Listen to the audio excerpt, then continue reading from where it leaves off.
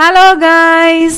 இன்னைக்கு நம்ம சேனல்ல என்ன ரெசிபி பார்க்க போறோம்னா தைப்பூசம் ஸ்பெஷல் ரெசிபி திணை பொங்கல் ரெசிபி தான் பார்க்க போறோம்.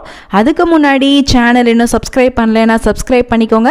வாங்க வீடியோக்குள்ள போலாம். ஃபர்ஸ்ட் வந்து அரை கப் அளவுக்கு திணை எடுத்து வச்சுக்கோங்க. அதை நல்லா ட்ரை ரோஸ்ட் பண்ணி எடுத்துட்டு நல்லா ஆற வச்சுட்டு ஒரு குக்கர்ல ஆட் பண்ணிக்கோங்க.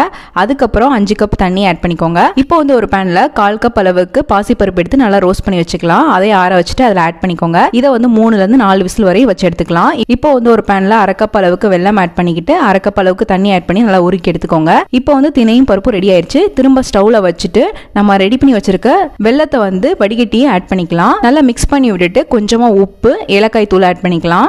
ஆட் பண்ணிட்டு நல்லா மிக்ஸ் பண்ணி விட்டுட்டு இறக்கிருங்க.